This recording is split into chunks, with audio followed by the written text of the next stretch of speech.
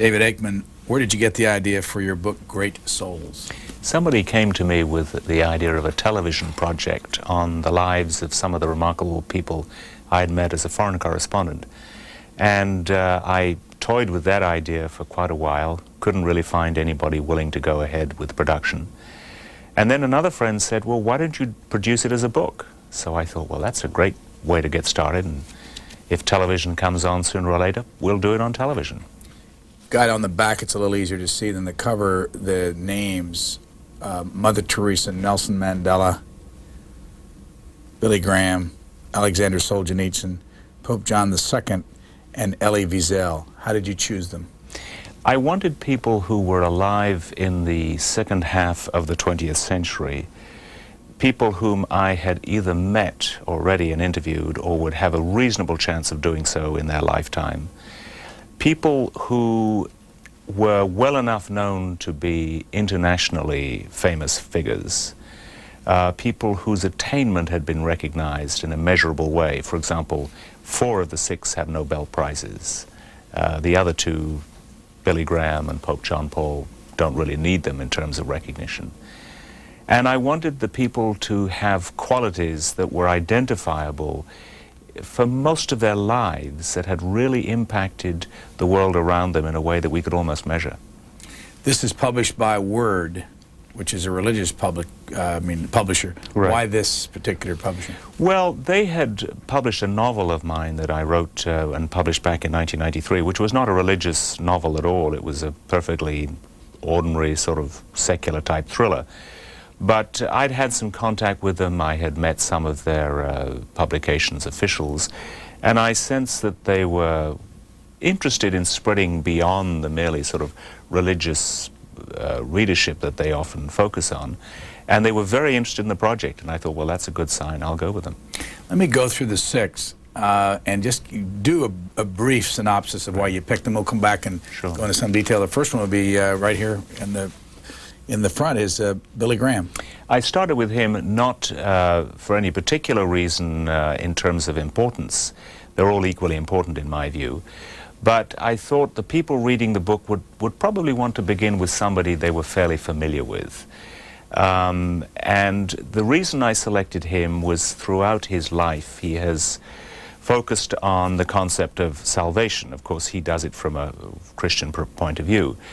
But the issue with him was not so much the actual message that he preached, although I feel it's very important, but the way he had lived his life in doing so, that he had somehow, to an amazing degree, avoided the usual traps of success in our century, what the old preachers used to call gold, gals, and glory. He had remained, and has remained throughout his life, remarkably humble, somebody with very firm financial accountability and a morally pure life. The second one, Nelson Mandela. He was a man I did not originally choose, but somebody suggested him to me, and the more I read about him, the more I got into his autobiography, I realized this was an extraordinary individual whose life has really been characterized in his most famous period by the quality of forgiveness. 27 years in a South African white regime prison, comes out and has such a moral authority and dignity and quality of forgiveness that even his white jailers are converted. Alexander Solzhenitsyn, Nobel Prize winner of literature, 1974. The man whom I quote at the beginning of the chapter, "One word of truth shall outweigh the whole world." Here was a person whose writing, whose resistance to the tyranny of the regime he was brought up in, contributed significantly to the collapse of communism in the Soviet Union, and I think has made him a world-famous figure ever since. Mother Theresa, beloved lady of Albanian background, born in Macedonia, who has epitomized for the 20th century the quality of compassion, one human being's extraordinary outreach of love to the poorest of the poor in Calcutta, as she chose. Pope John II. John Paul II. John Paul II, a man who I think will be considered probably one of the greatest popes of all time, not largely because of his identifiable Catholic qualities, but because he has focused throughout his life on human dignity and has done incredible things to bring about reconciliation with some of the people the Catholic Church did not originally embrace. Elie Wiesel, Nobel Prize winner for peace in 1986, survivor of Buchenwald and Auschwitz concentration camps, and a man whose writing and speaking has focused upon the remembrance of the evil in the human past, hopefully as a way to guard against repetition in the future. How many of these people have you met? I've met 4 of them and interviewed extensively 3 of them. The ones I have not met are Pope John Paul and Nelson Mandela. Who have you spent the most time with? Probably the most time with Billy Graham, although the most actual interviews with Alexander Solzhenitsyn. I had 3 interviews with Solzhenitsyn over really the course of 5 years. How old is Alexander Solzhenitsyn? He was born in 1918, so he's coming up to his 80th year. He's 79 right now, as is Mandela, as is Billy Graham. Where does Solzhenitsyn live? He lives in Moscow. He has an apartment, and he also has a country house just outside the city where he does most of his writing. And how many books did he sell in his life? Well, that's a good question, Brian. I don't know what the sales figures are, but it's safe to say that his Gulag Archipelago, the most famous of his writings about the Soviet labor camp system, has been translated into dozens of languages and must have sold several million copies. And then there are his novels, First Circle, Cancer Ward, and his original book, One Day in the Life of Ivan Denisovich, which also collectively have sold millions. When did you first meet him? I first met him in 1989 when he was coming up with his re-edition of August 1914, the novel about the origins of World War I. And, well, not just the origins, the beginnings of World War I. And Farrar Straus, the publishers, said to him, "We think it's a good idea if you have an interview with a major publication. Would you prefer to go to the New York Times or Time Magazine?" And he said Time Magazine, and I happened to be in the Bureau of Time in Washington, spoke fluent enough Russian to do the interview in Russian, and was asked by the bureau chief to go and do it. Where did you find him? He was up in his house, his estate in Cavendish, Vermont, which is an idyllic environment for a writer, about 100 acres with an absolutely uninterrupted view of Vermont hills and birch trees. And the citizens of Cavendish had that marvelous Vermont attitude that they protect their own and they keep outsiders out. There was a sign, even when I went in 1989, on the poster board of the general store, which said, "No bare feet, no restrooms, and no directions to the Solzhenitsyns." So they looked after him, and he expressed his gratitude to the townsfolk when he left in 1994. What did he do besides writing these books, or with writing these books that was so special that makes him great? Well, I think the most remarkable aspect of Solzhenitsyn's life is the way he confronted one individual. Of course, he did have a number of helpers, but one individual writer, the full power of the Soviet regime, more or less at the height of its global strength, between, I suppose, 1965, 66, when he really began to fall out of favor, and the time he was forcibly exiled 10 years later. He absolutely refused to be silenced. He kept on writing, he kept on publishing, usually, well, actually entirely overseas. He kept on refusing to compromise on the principles he felt the regime had violated since its inception. And in that way, he showed how one person can resist tyranny and not only prevail, but actually cause the tyranny to change. What was he like to see up close? You know, I was surprised, Brian. I had an image in my mind, as I think most people do when they think of Solzhenitsyn, as a rather stern, sort of Old Testament biblical prophet type. And of course, he had the beard to contribute to that sense. But he bounded out of his house when I arrived with my photographer in the spring of 1989 with a radiant smile on his face, full of energy, great humor, very gracious, a very witty and interesting conversationalist, and a man who, one-on-one, could not have been more delightful to talk to. So the opposite, perhaps, of some of the pictures of him that have kind of grown up over the years. He lived in Vermont for how long? He lived from 1976 until 1994 in Vermont. He came to Vermont after a couple of years, initially in exile in Zurich, Switzerland. As you remember, he was forcibly thrown out of the Soviet Union in 1974. How long did he spend in prison? He was 8 years total in the Gulag, but it wasn't all in the sort of Siberian salt mine kind of version, which is famous in his novel One Day in the Life of Ivan Denisovich. What saved his life was he had put in one of the application forms you fill out in jail, hundreds of them I suppose, nuclear physicist, because he'd read a Russian translation of the American nuclear project of 1945. And that aroused enough interest that they sidelined him away from the standard hard labor prisoners into something the Russians called a sharashka, which was sort of a gilded cage where they siphoned off from the prison population top qualified scientists and had them work on important national science projects under conditions of relative comfort. So he was closeted in a relatively comfortable place with enough food to eat, with the most brilliant intellectual minds, and total freedom to discuss anything, because they were already in prison. And that really began the process of education that I think turned him from being a convinced Marxist-Leninist to a profound anti-communist at the end of his life. What about, how does morals fit into all your greats?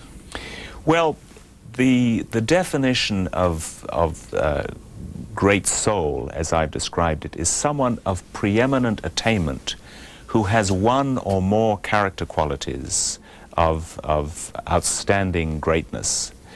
And moral, because these are people who chose certain courses of action when they were faced with multiple things they could have done. Solzhenitsyn could have become embittered, angry, and just given up. But he struggled on, wrote his books, resisted the regime, and won out. Mandela could have become a fierce, embittered, anti-white black nationalist. He was 27 years in prison.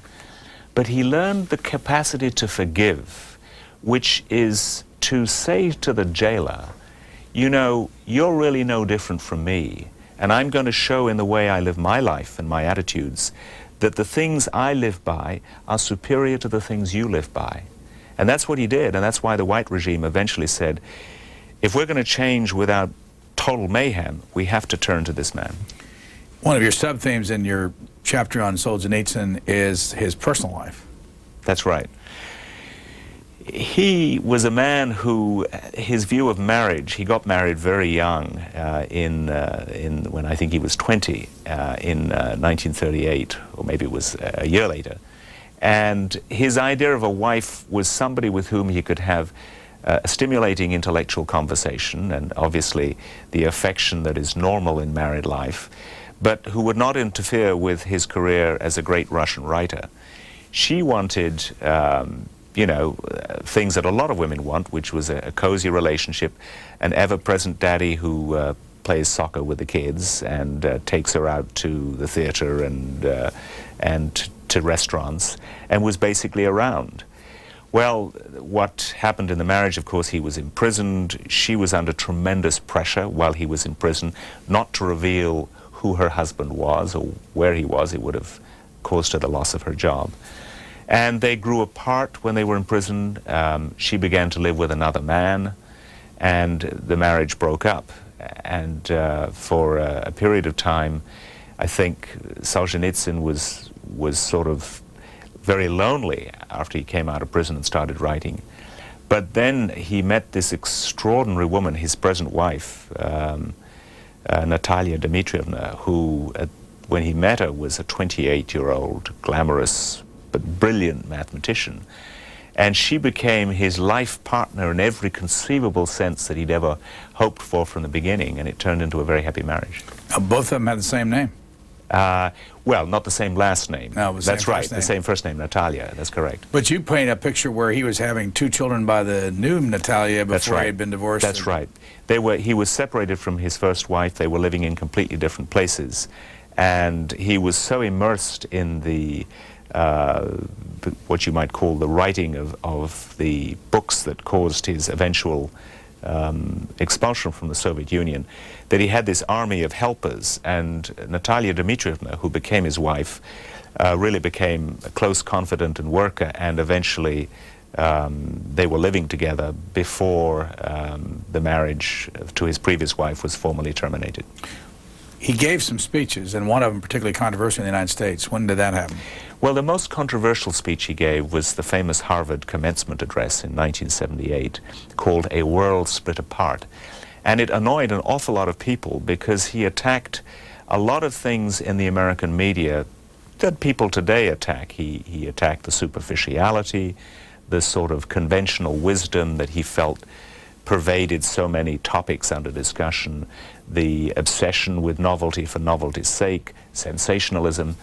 And he made the point that one of the reasons this happens is that in a free society, sometimes people interpret freedom as license, and they go overboard in terms of what they do.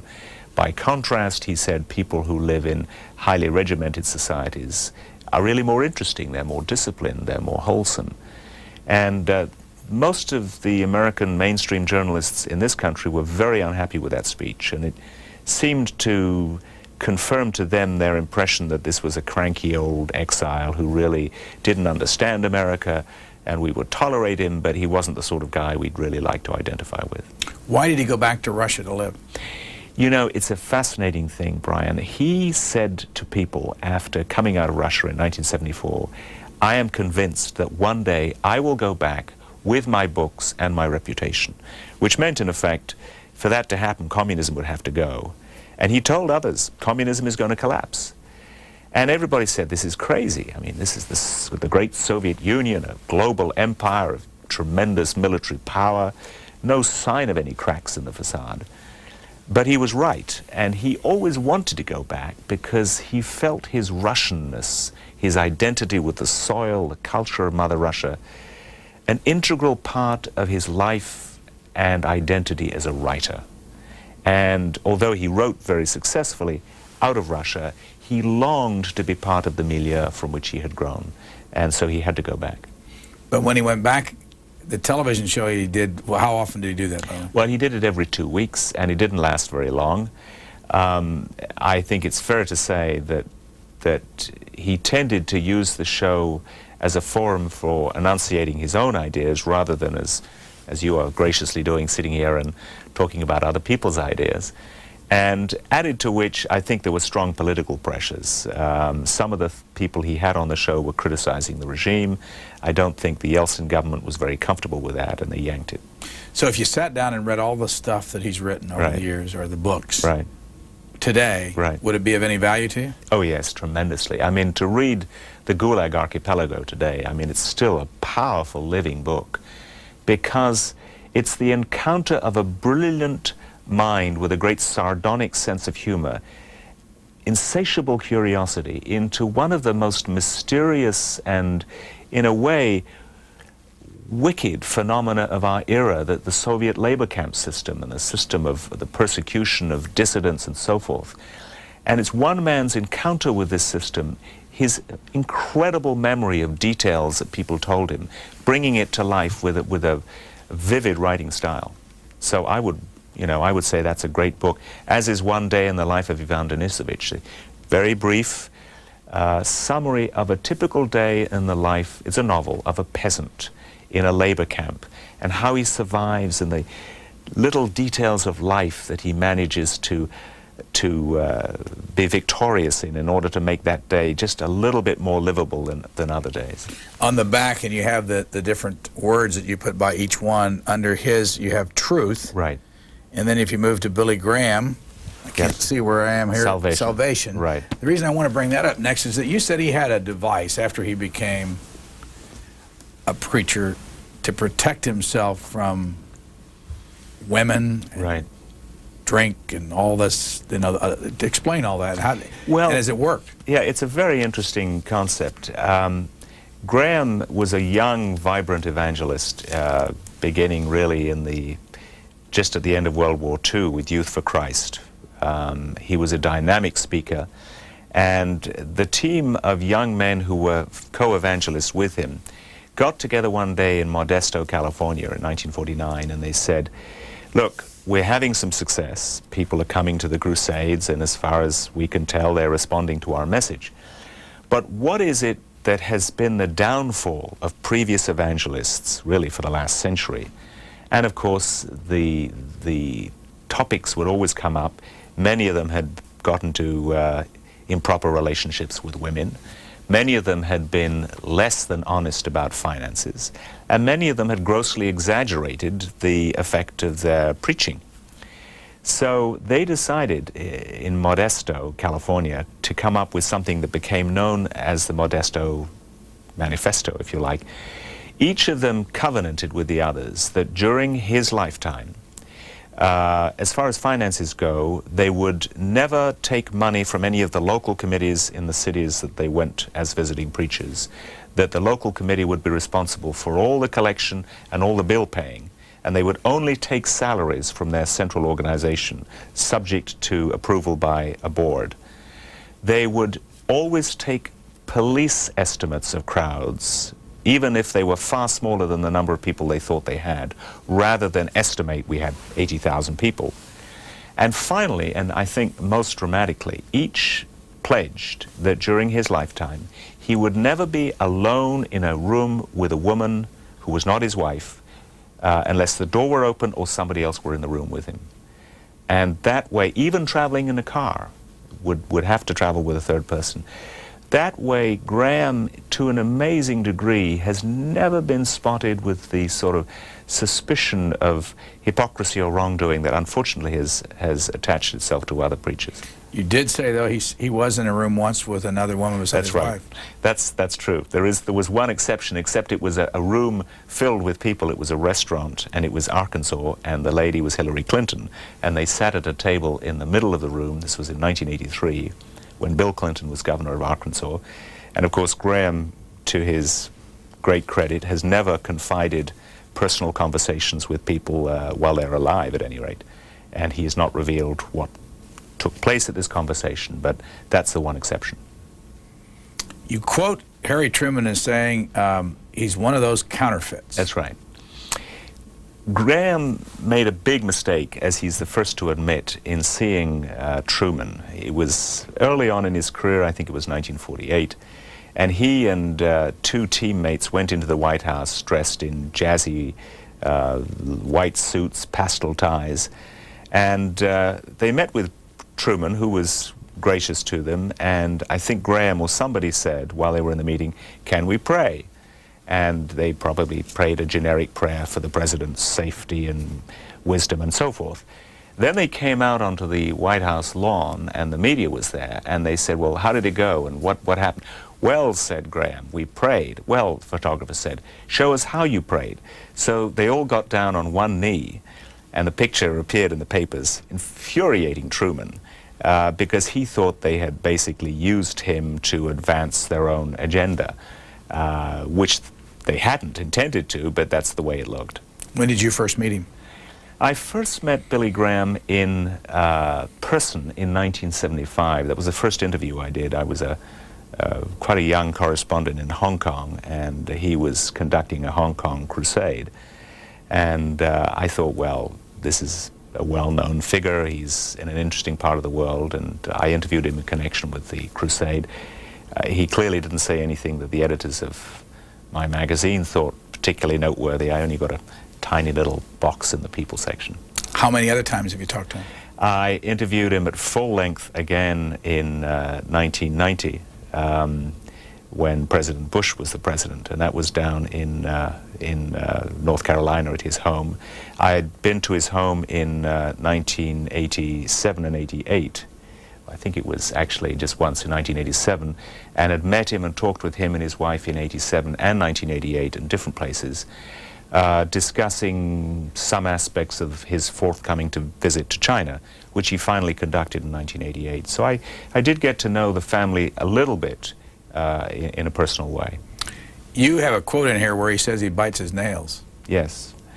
I have not seen evidence of that in public appearances of him recently, but he is a worrier, and the people who worked with him and who know him well describe him as someone who tends to get agitated at how things are going to work out, who's going to be there, who's not going to be there, and so forth. And biting nails is a manifestation of worrying. You've got his salary and his expenses in here, $101,000 plus and $33,000 in expenses. Do you believe that figure? Oh yes, because those figures are available for public scrutiny, the tax returns and so forth of the Billy Graham Evangelistic Association, and the board of people who have presided over that association have never once been taken to task for the slightest suspicion of concealment of funding and so forth. How do you explain all the presidents listening to him, counseling with him, and how do you explain his attitude toward every president? No matter when they get in trouble, there's a way that he gets a public position that's not that critical of them.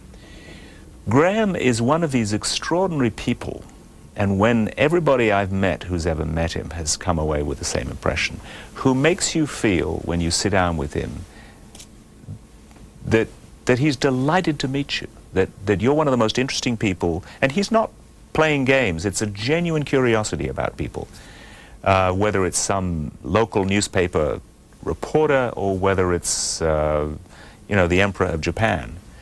And the quality of both being a sort of, you know, a grown-up version of a naive North Carolina country boy, and yet somebody who clearly has moved with perfect comfort amongst the most famous people of our century, Winston Churchill and onward, has made him a combination of a warm, homely person to be around, and yet somebody who is not awed by power. And Graham never went in, as far as I know, to any of these presidents and said, you know, this isn't right, you've got to change this or do that. To my knowledge, although, of course, I don't know at all the conversations he had with the different presidents, the only time when he fairly strongly disagreed in private was with President Clinton over the issue of partial birth abortion. But even with President Clinton, he showed a degree of graciousness and, well, forgiveness, if you like, that has raised eyebrows amongst some of his own colleagues who are men of the cloth. But he was deeply personable with Lyndon Johnson. He used to kneel on the floor of the bedroom in the White House, and Johnson poured out his heart to God, and Graham listened and encouraged him, and he's done that with all the presidents, regardless of which political party they've come from. You mentioned earlier in the interview that this was a television series. Has it aired yet? No, we're in a peculiar position, Brian. We did the interview with Solzhenitsyn a couple of years ago with a full camera crew. But the producer who had backed it at that time later decided he was uncomfortable with the finances going ahead, so it's in limbo at this point, although I'm making plans to kind of get it off dead center now that the book is out. Where would it be seen? Well, I don't know. It depends which distribution company or which agency decides that they want to back it. I mean, I think if you can still get to these people, the ones who are alive and still alert enough for really good interviews, it would be a fascinating project to see interviews with them and at the same time splice in file footage of what they have done and where they've been in different parts of their life. Once in a great while in your book, you can get a parenthetical expression that will acknowledge that you did something, like show up in Israel to be in the Romeo and Juliet play. Right. Well, and you know that you are a Christian believer, is that right? Right. And that you went to Oxford at one point and Right, all that. right. Why were you in Israel? What was that all about? Well, when I was an undergraduate at Oxford, as a complete amateur, I enjoyed acting. And the college I was at, Worcester College, had quite a strong drama program. Well, not a program because it wasn't a course, but amateurs who in their spare time would act. And I acted in a few of the college plays. And the organizers of my local college dramatic society were well plugged into the main Oxford group called OUDS, Oxford University Dramatic Society, one of whose leading lights at that time was Michael York. Subsequently, he was called Michael Johnson at that time. And a director did a very nice production of Romeo and Juliet, in which I had a fairly small part as Tybalt, and Michael York was Romeo, and we started off acting in a wonderful open-air theatre in Cornwall, England, like a sort of Roman amphitheatre. And then one of our group had arranged a tour of Israel, and this was back in 1963, so it was quite an exciting experience. Did you meet Elie Wiesel in Israel? No, I didn't. I only met Elie Wiesel, and I in fact did not formally interview him. In the late 1980s, when I was 1988, in fact, when I was a full-time journalist in Washington and working to try and help get Terry Anderson out of captivity in Lebanon, where he was held. And there were a number of events co-sponsored by the Journalist Committee to Free Terry Anderson, in which I was involved. And Elie Wiesel, to his tremendous credit, showed up and sort of lent his own moral force to freeing the hostages. How many years did you spend with Time magazine? 23 altogether. I left in 1994. What was the reason for leaving? Well, I had been around a long time, and I'd been back in Washington 10 years, and there wasn't really the sort of things that I enjoyed doing sitting on our doorstep. I mean, covering the State Department was interesting up to a point, but I found myself, I don't think, as engaged as one should be in this town. If you're not engaged very long, they'll find somebody who's more engaged. And I had already started writing books, and I thought, well, now is the time to make, I hope, a gracious exit and do something different. How many books does this make for you? 4 by myself, and I've been co-author of 3 others. You now do some writing for the American Spectator. That's right. Has a high profile for the conservative point of view. Was that unusual for you to pick a side? You know, I didn't go to the American Spectator because I said, gee, I want to find a really conservative outfit to write for. I wanted to write for somebody who would basically let me write about foreign policy in a way that I had been doing at Time magazine without a whole lot of interference. From a relatively conservative point of view, but not from a partisan point of view. And with few exceptions, everything I write about in the American Spectator has been foreign affairs or foreign policy. And I did one story comparing Blair and Clinton in terms of their Christian faith acknowledgement, but I don't get involved very much in the sort of some of the main projects they're involved with. Where were you born? I was born in England, just south of London, actually on D-Day, which I guess gives away when I was born, and in a part of England that became known as Doodlebug Alley. The German V-1 ramjet bombs were flying overhead, and it was becoming a fairly risky place to be, so my family moved us all out to the north of England. When did you leave, after Oxford, when did you leave Great Britain? I joined a British overseas bank, and they sent me to New York. And I thought, well, if banking is going to be interesting anywhere, at least for me, it should be interesting in New York. And the work I was doing in the bank was, to my mind, extraordinarily boring and unchallenging, and somebody suggested going to graduate school. And I leapt at the opportunity and was 5 years at the University of Washington in Seattle. What is your citizenship now? U.S. I'm a naturalized American. Married? Yes. Kids? Two girls, yeah. Where'd you meet your wife? She's a Filipina. I met her when I was based in Hong Kong covering the Philippines, and my first trip over I was introduced to her by the girlfriend of somebody who eventually became White House press photographer. So it was an interesting connection. In one of our earlier interviews, when you used to come on our shows here a number of years ago, you, if I remember correctly, you were the first reporter into Albania? Yeah, I think that's probably true. I went into Albania in 1990. I still had a British passport then. I hadn't been naturalized. And I didn't lie on my application. I said I was a teacher, which I do. I do some teaching in spare time. And I went in with a British tourist group. And Albania was still this sort of weird kind of utopian paradise with a sort of worship of the leader and total isolation from the rest of the world, a sort of European version of North Korea. Another one of your great souls, there's 6 of them, is Elie Wiesel. Why Mr. Wiesel? He's the youngest, I guess. Yes.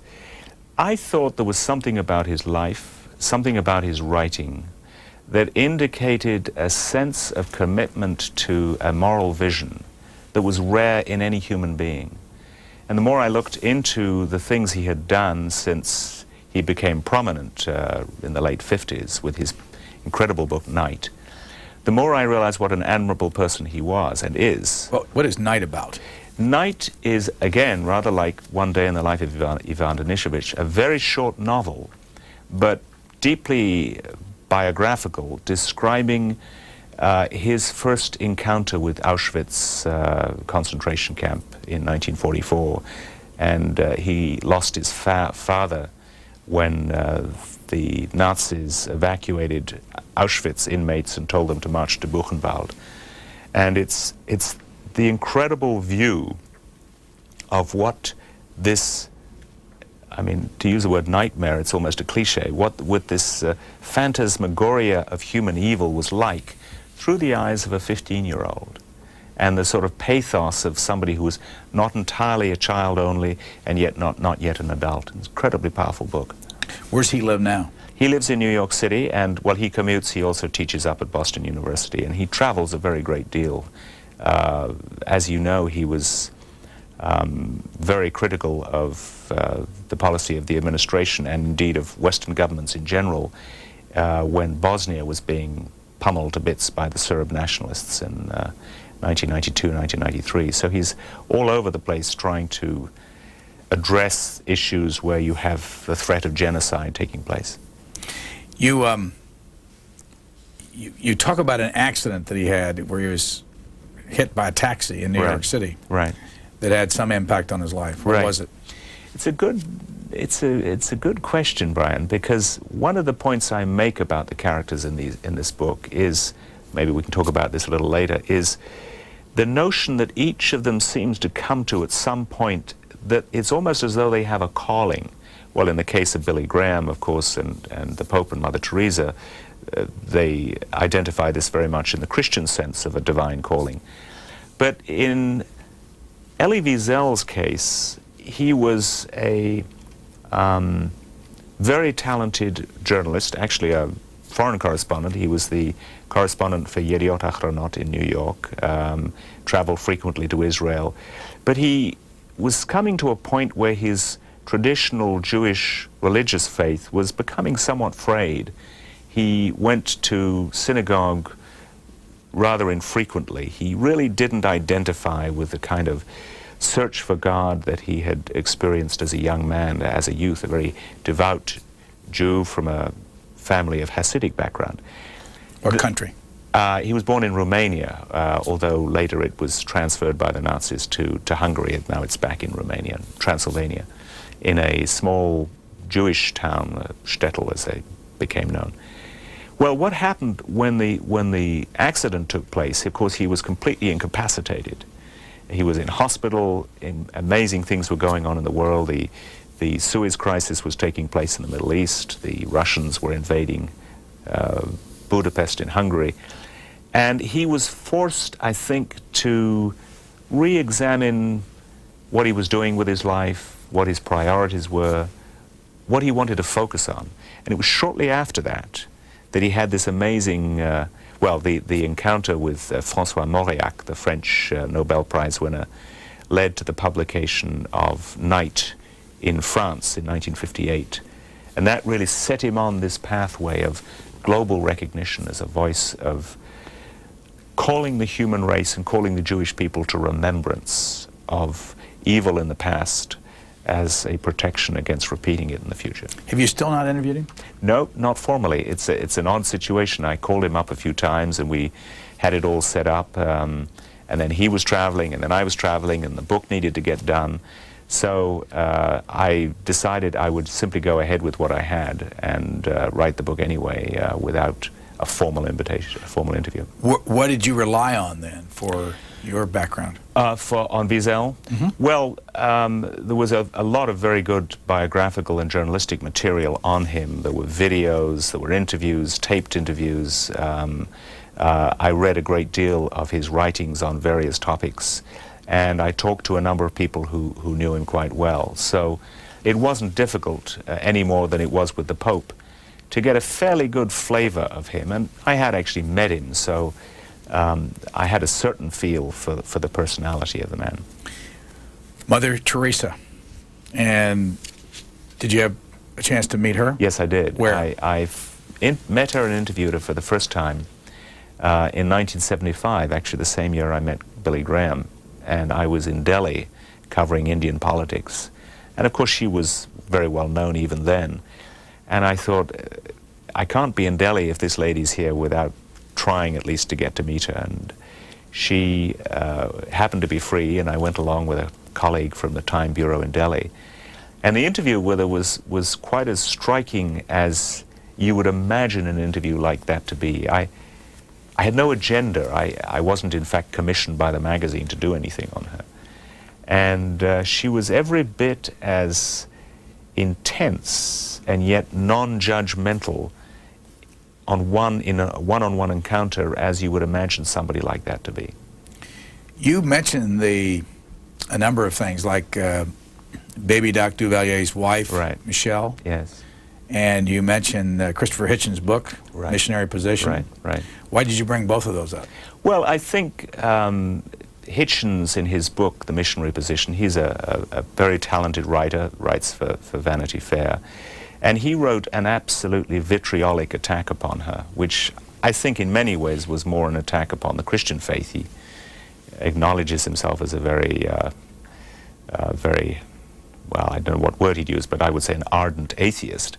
And one of the ways I think he sought to express his non-belief was to find or to search for points of weakness in her career, as though to say, look, here's the emblem of Christian love, and look how flawed she is. And what he discovered, indeed, were areas, I think, where she didn't exhibit very good judgment. I mean, she would take money from people, whoever they were, if they wanted to help the work, without sort of spending much time thinking about their background or how they came to the money. So here she was taking money from the Duvaliers. Charles Keating. That's right, Charles Keating. And no doubt other people we might not think very highly of. But I think part of it was absolute naivety. I mean, she was, in political terms, I would say almost completely tone deaf. She went to South Africa, and apparently she did not know of apartheid. I mean, it's never heard of it. Well, apparently had never heard of it. What year? This was, I think, relatively recently, the early 1990s or maybe the late 1980s, when Indira Gandhi proclaimed emergency rule in 1975 and jailed a lot of journalists and instituted a policy of forced sterilization on many Indian mothers. She thought, well, you know, crime is down and maybe this is doing something good for the country. Again, I don't think that was a very perceptive awareness of the realities of Indian life. And yet, look who she was, look what she did. So my point in this book is none of these people, even Mother Teresa, is flawless. All of them have made mistakes, but all of them, as I say in the introduction, even when they've crossed the line that separates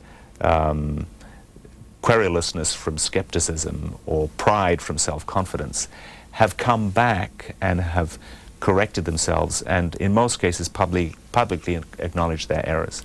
Pope John Paul II. Right. You didn't get to him. I didn't get to him, no. What will his legacy be? That's a good question.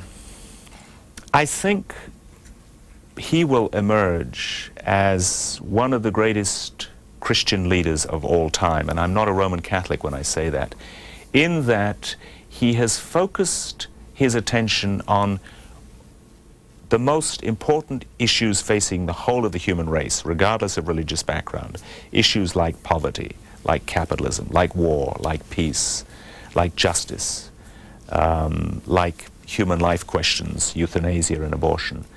And he has addressed those issues in a very dramatic, very immediate way, founded and based upon his own Christian faith, but in a way that ordinary people of many backgrounds have somehow been able to identify with and sometimes even agree with.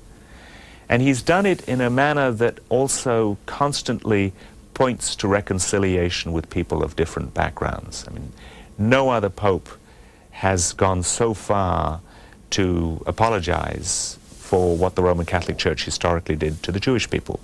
And no other pope in personal terms has gone so far in the process of reconciliation with Jewish people from a Christian perspective. But a lot of the Jewish spokesmen were not happy. That's true.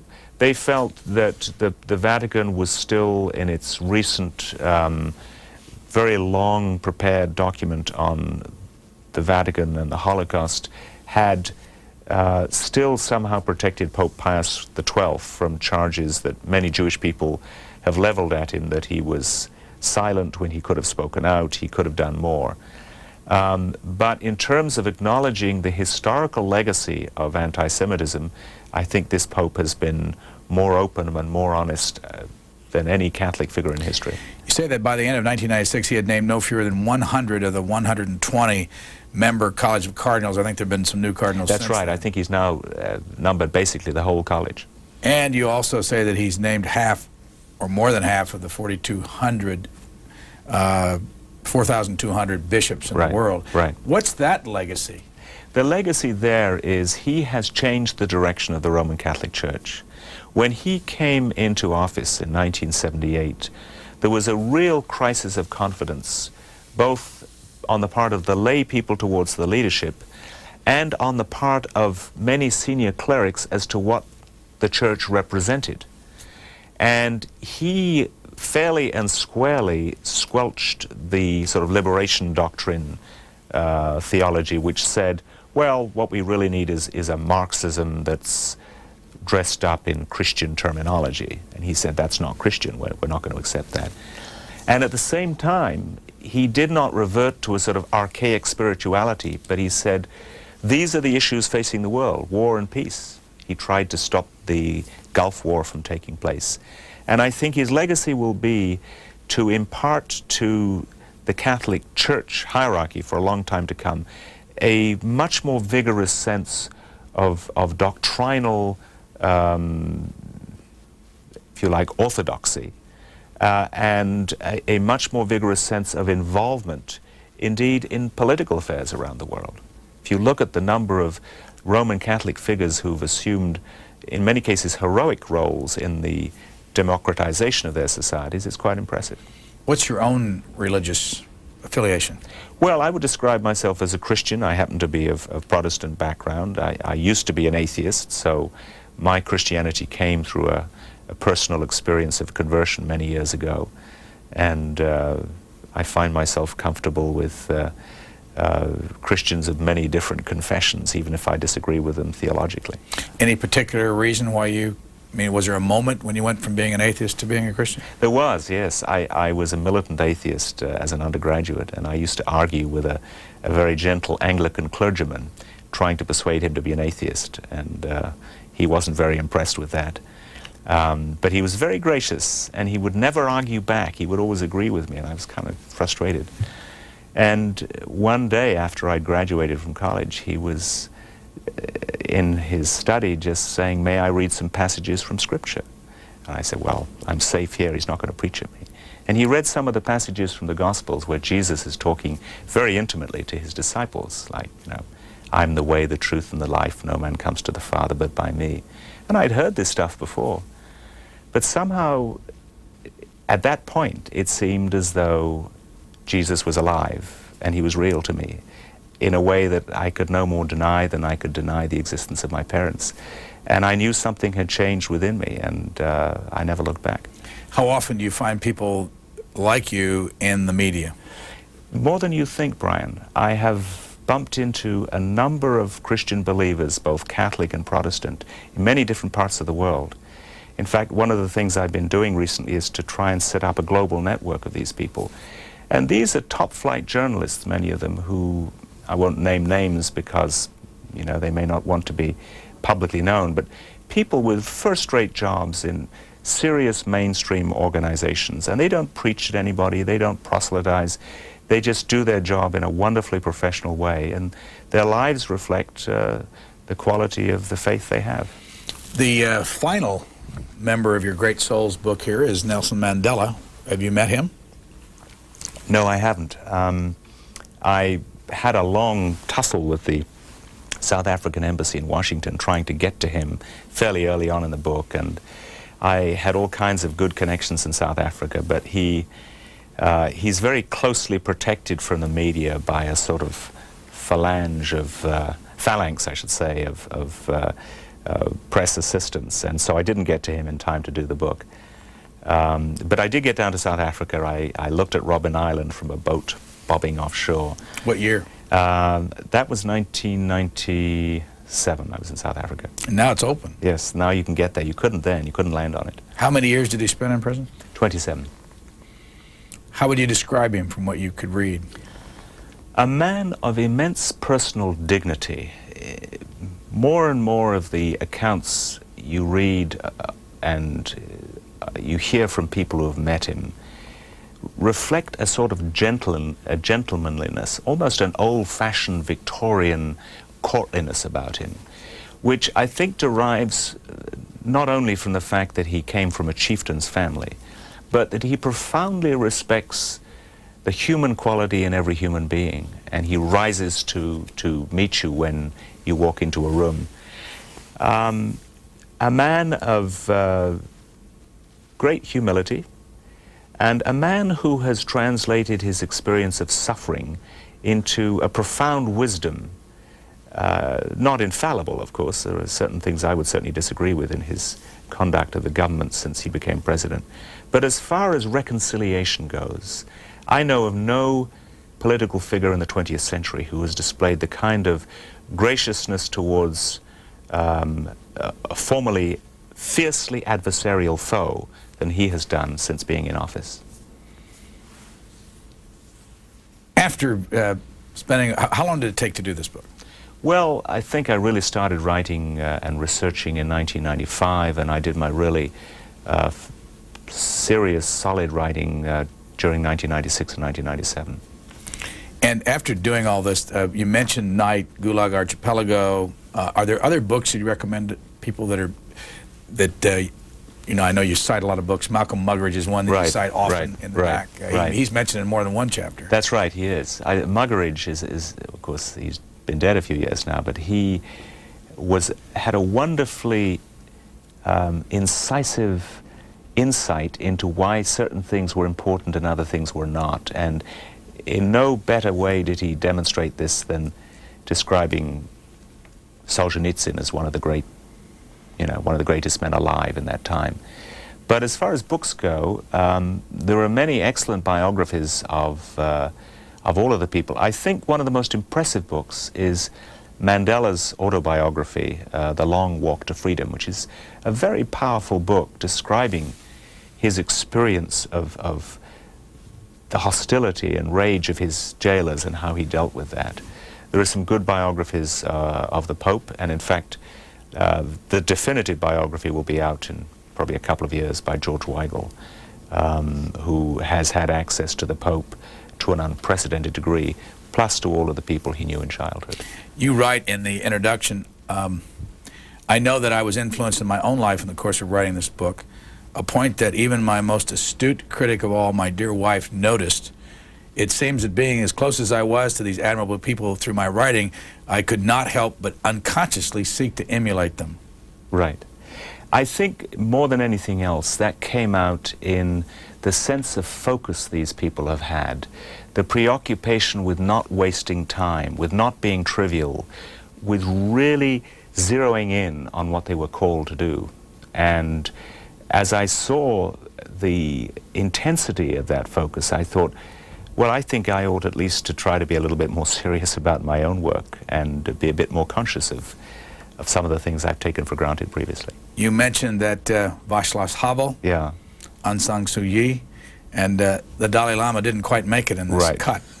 Why only 6, and why did you mention those 3? I know there are others. Well, there's nothing mystical to me about the words, the number 6. It could have been 7, it could have been 5, but the 6 were characters who I would say would turn up on almost anybody's list. And I mentioned in the introduction that some conservatives would not agree to the inclusion of Mandela, or perhaps even Wiesel, and some liberals would not be comfortable with Pope John Paul or Alexander Solzhenitsyn. So there's something for everyone. But Aung San Suu Kyi of Burma, Dalai Lama, wonderful people though they are, I'm sure, have not had the global impact in the course of their lives that these other people have had. Our guest has been David Aikman, former correspondent for Time magazine, and the book is called Great Souls: Mother Teresa, Nelson Mandela, Billy Graham, Alexander Solzhenitsyn, Pope John Paul II, and Elie Wiesel. We thank you very much. Thank you, Brian.